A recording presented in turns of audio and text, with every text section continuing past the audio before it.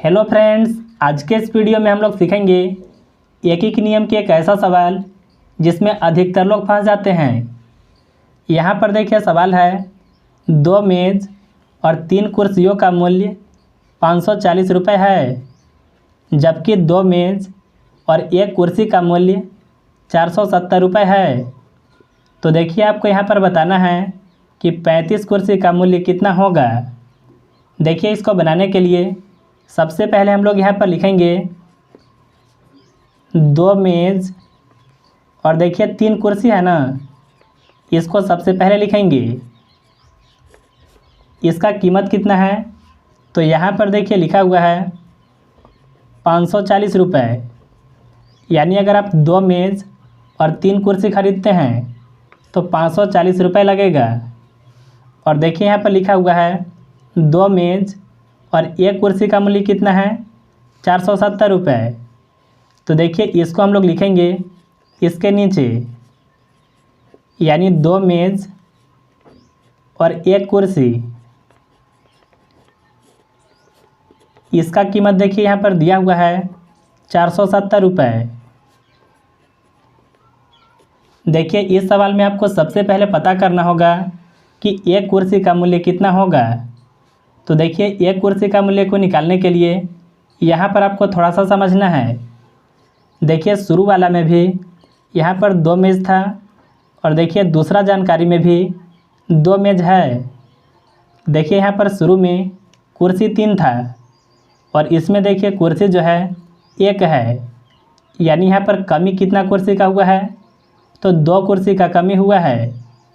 आप यहाँ पर देखिए पैसा में भी कमी हुआ है, यह कमी किसके कारण हुआ होगा, तो यहाँ पर देखिए 2 कुर्सी कम है, इसके कारण हुआ होगा।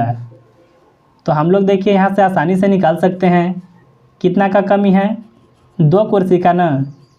तो यहाँ पर हम लोग लिख सकते हैं 2 कुर्सी बराबर, देखिए हम लोग 540 में से 470 को घटाएंगे।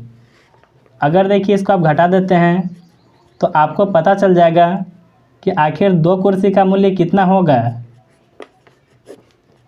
देखिए यहाँ पर होगा 0, इससे हासिल इसमें जाएगा, 14 में से 7 घटने पर यहाँ पर बचेगा 7, यानी देखिए संख्याओं को घटाने पर 70 रुपये आएगा। यानी देखिए 2 कुर्सी कम था, तो यहाँ पर देखिए पैसा में जो कमी हुआ था वह 70 रुपये का हुआ था। अब देखिए हम लोग यहाँ से 1 कुर्सी के दाम को आसानी से निकाल सकते हैं।